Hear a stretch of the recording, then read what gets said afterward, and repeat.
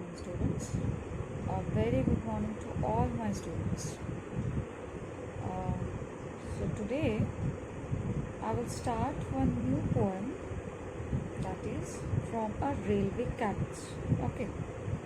I hope you all can hear me, right? So I will be explaining the various facts from this poem. So try to understand. Okay.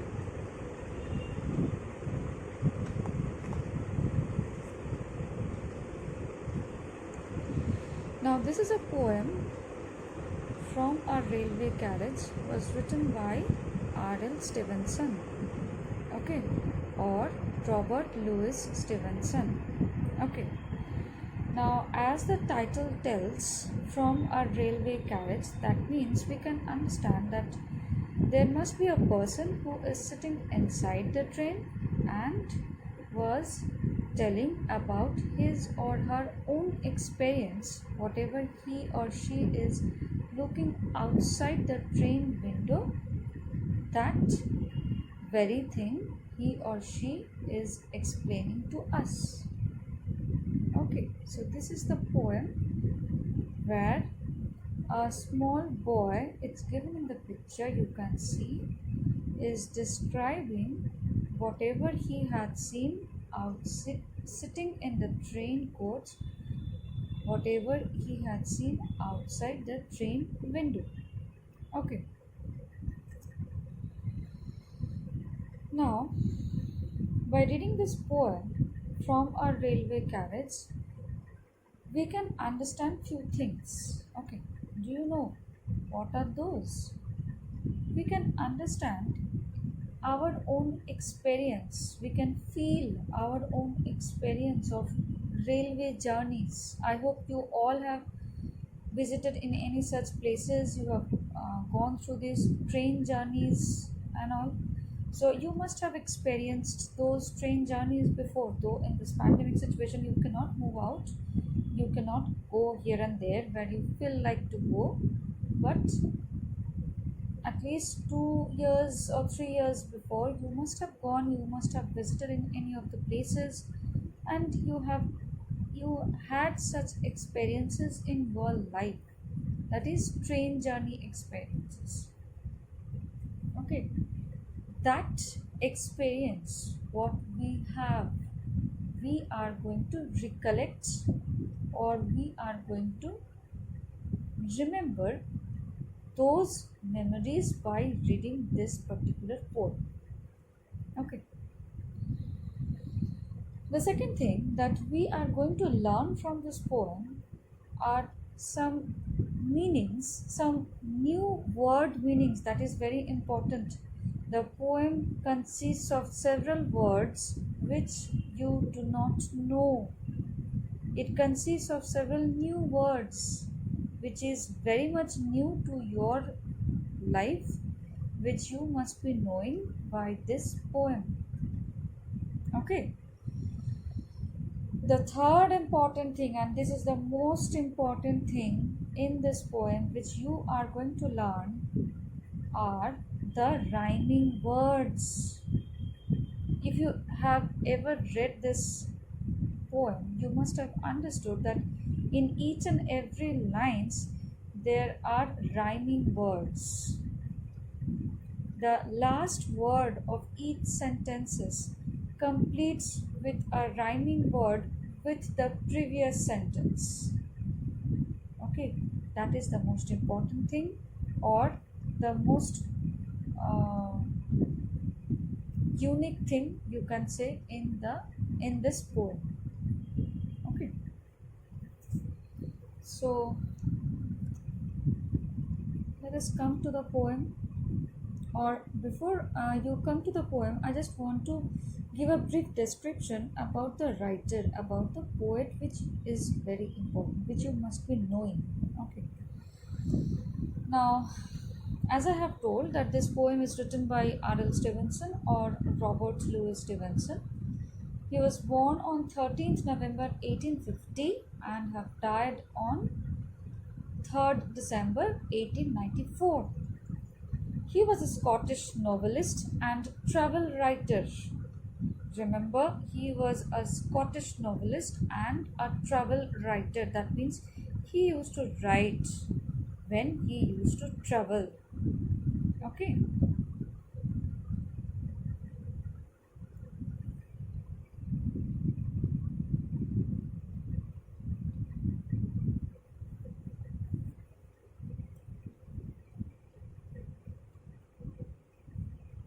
Now,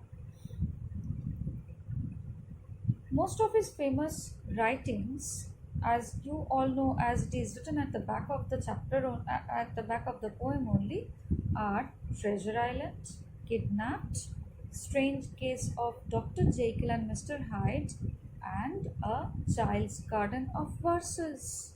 So these are the few important writings written by this writer. Okay.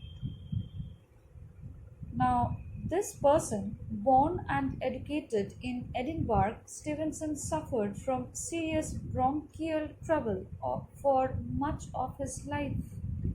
That means this person, this Robert Louis Stevenson, who was born and educated in Edinburgh, suffered from serious bronchial trouble, means he had some health problems in his life, but continued to write proficiently and travel widely in defiance of his poor health. But he never lost any hope.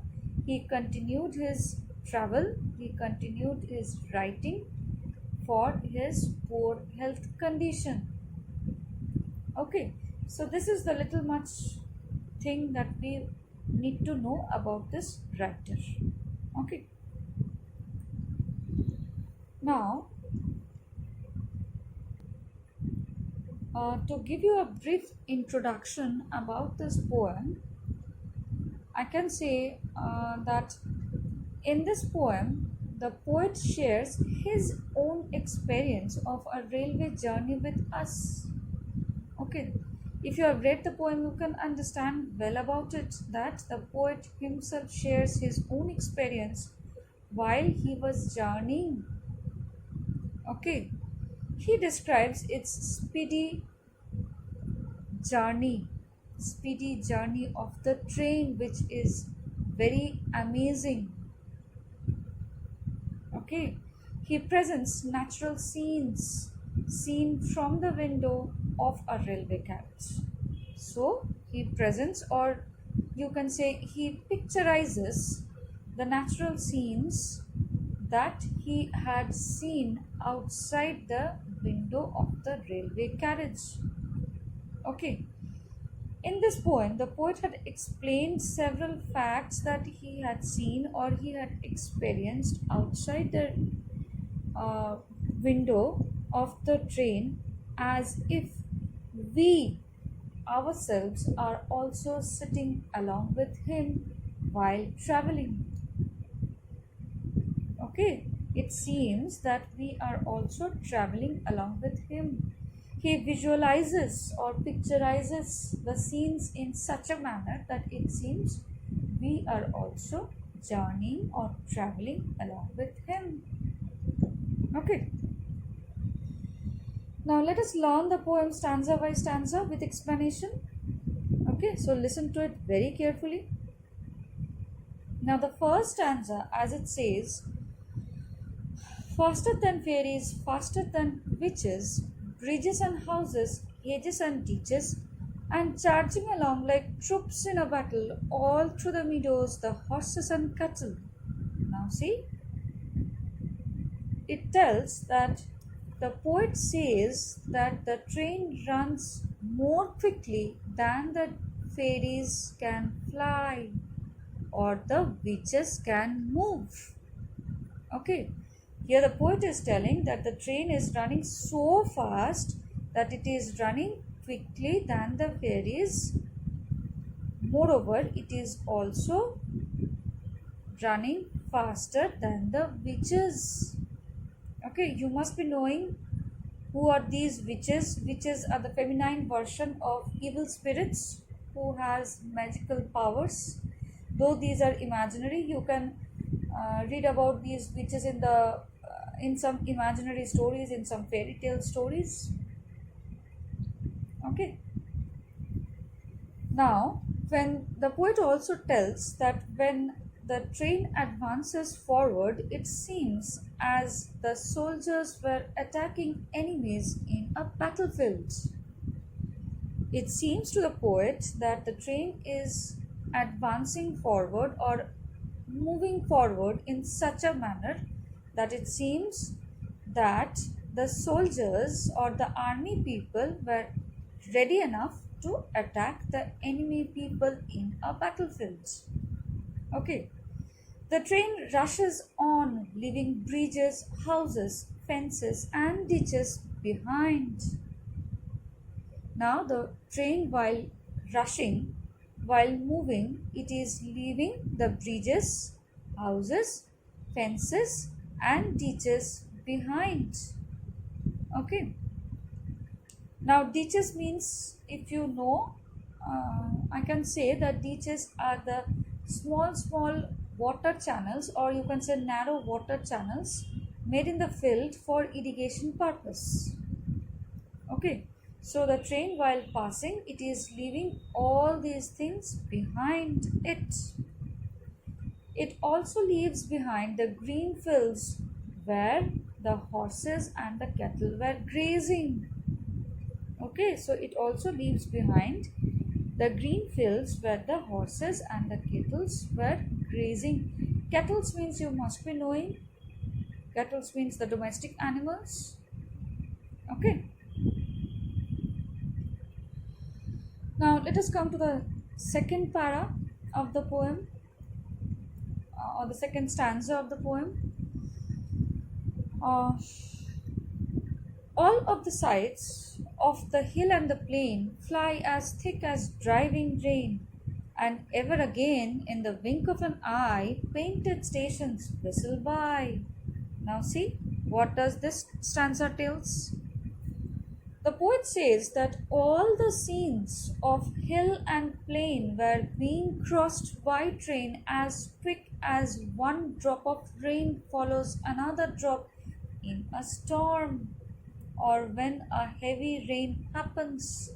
Driving rain means, you can say, stormy rain, stormy weather when a heavy rain is happening. Okay, so here the poet tells that the scenes or the sights of the hill or the plains are being crossed by the train as quickly as one drop of the rain is coming after another drop. So frequently it is happening as if there was a heavy rain or as if there was a storm. Okay. Again and again, in very short moment, train was crossing stations with a whistle. Now, again and again, in a very short moment, the train was crossing stations with a whistle. Now, this means that the train is not halting at all the stations. The train is stopping. The train is not stopping. Okay, it is not halting, it is just crossing at its speed. It is whistling while passing the or while crossing the stations. Okay. From the window of compartment of the train, buildings of stations were seemed as painted pictures. From the window of the compartments of the trains, buildings of the stations or the station view seemed like painted pictures to the poet. Okay, the stations were so colorful enough, it was so full of lights that it seemed to the poet that the stations were like painted pictures. Okay.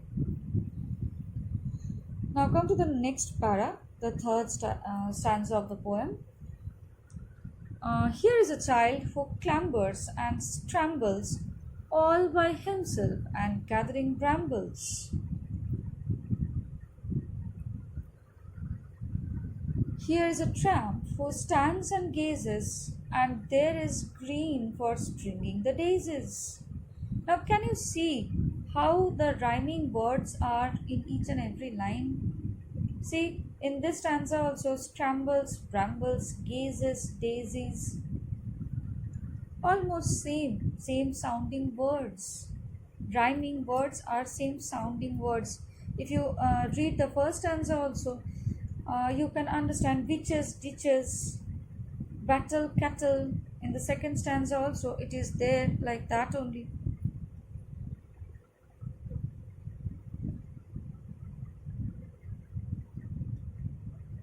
Okay, so in this stanza, in the third stanza, what the poet is telling, in these lines, the poet says that from the window of the compartment of train, he sees a child climbing a steep ground by himself with difficulty. This clambers and scrambles are almost same. Okay, this clambers and scrambles are almost same. It means climbing or moving with difficulty. Okay, and it seemed as the picture is shown, or the scenic beauty shown to the poet, it seemed that there was a child who was climbing a steep ground all by himself with difficulty. Okay, the child was also gathering blackberries during climbing. Now, while climbing, this particular child was gathering blackberries. Now, this brambles means blackberries. Okay, during climbing means while climbing, this child was gathering such blackberries.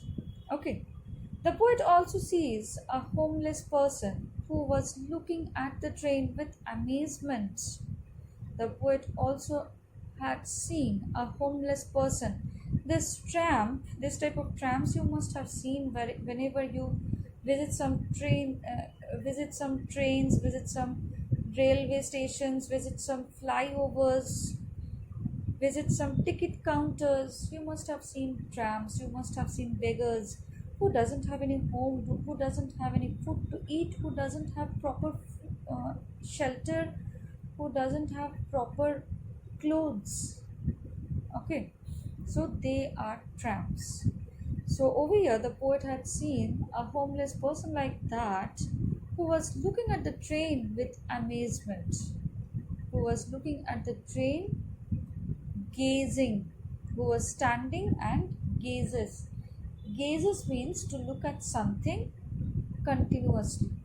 Now, a person, when do you know when a person looks at something continuously? A person looks at something continuously when a person feels amazed at that particular thing, or when a person feels wondered about that particular thing. So over here, this homeless person was wondering, became amazed by looking at the beauty of the tree. Okay, so this poet had seen such a thing also. The poet had also seen there in the green field there were so many rows or lines of daisy flowers. Okay, he had seen so many daisies over there. Okay, now over here there are two interpretations in this line, and there is green for stringing the daisies. This particular line contains two interpretations, means two meanings. Try to understand very carefully. One meaning is, it seems that in the green field there are lines of daisies, there are rows of daisies, daisy flowers.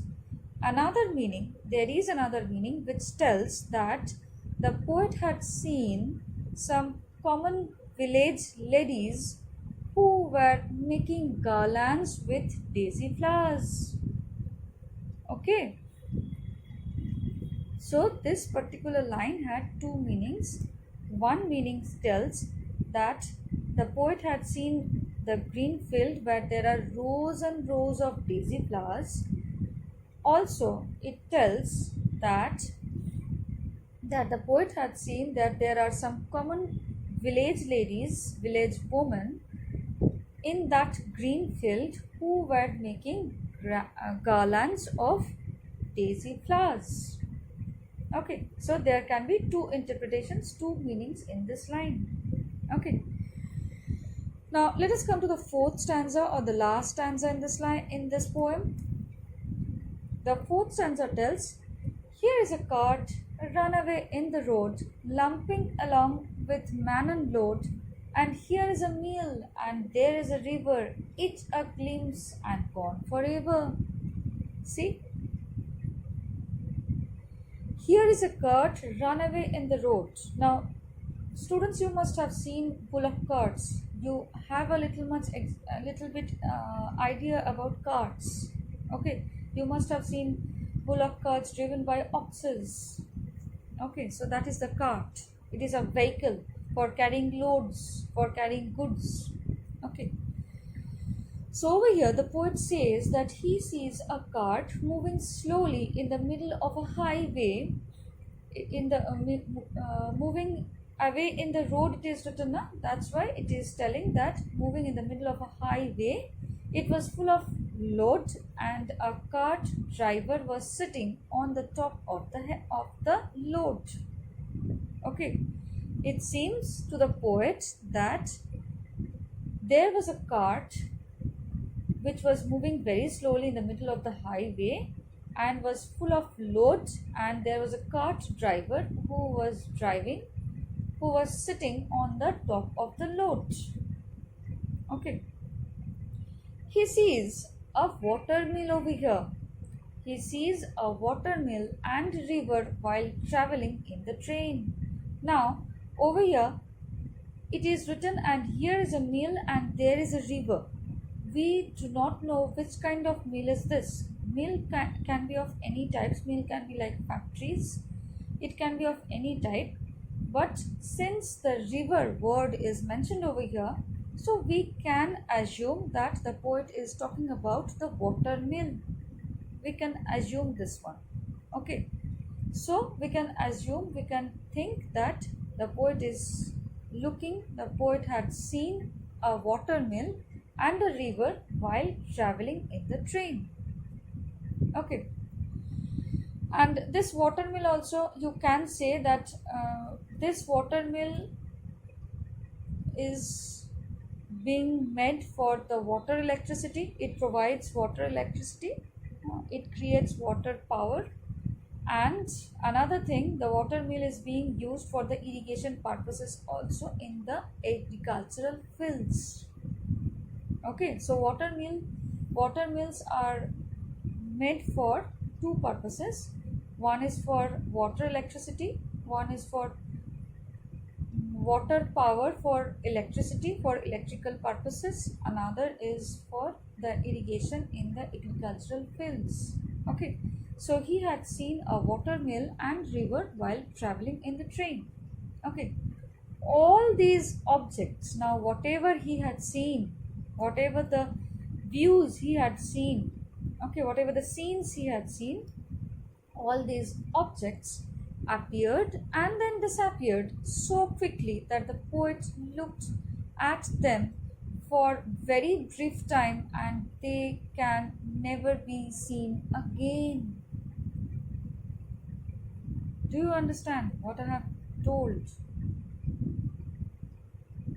All these objects, whatever the scenes, whatever the sights that the poet had seen, all these objects, all these views had appeared and right at that time only disappeared so quickly that the poet looked at them for a very short time. That means the poet had seen all these views for a very short time. Why? Since the train is moving so fast. As the train is moving so fast, it is running so fast, it is moving so fast, like the charging troops, faster than the ferries, faster than the beaches. It is moving so fast that all these objects, all these scenes that the poet had seen from the window had just appeared, and right at that moment only disappeared so quickly. Okay, that the poet could see only a glimpse of it. Glimpse means quick sight. Glimpse means quick sight, which the poet had seen so quickly, and then only it has gone. Okay, and they can never be seen again. And they can never be seen again means gone forever. The last three words of the poem, gone forever, means they can never be seen again, means whatever the view that the poet had seen, it had gone forever. Those views had gone forever. Those views will not be repeated again. Those views will not come back. As the train is moving forward, all those views are passing away. All these views are moving backwards. The train is leaving all those views and moving forwards. And that is why those scenes, those objects gone forever. Okay, they came and disappeared very soon. Okay, these things you all have seen. These things you all have seen whenever you have traveled in train, whenever you have gone to such trips with your parents. You must have seen outside the window, or else, or the better thing is, I can say that whenever you went for such travels, you must have sat beside the train window only, or you love to sit beside the train window only in order to see what is happening, what is there outside the window, what can be seen, what are the natural beauties outside. Okay, so we all love to see all these things, and that is what the poet had told. The poet is telling that when he was a child, like you people, when he used to travel in the trains, he also used to sit beside the train window and used to see all the natural beauties. He wants to experience all those natural beauties. He had written all those things, whatever he had seen. Okay, so here we complete this poem. I hope you all have understood.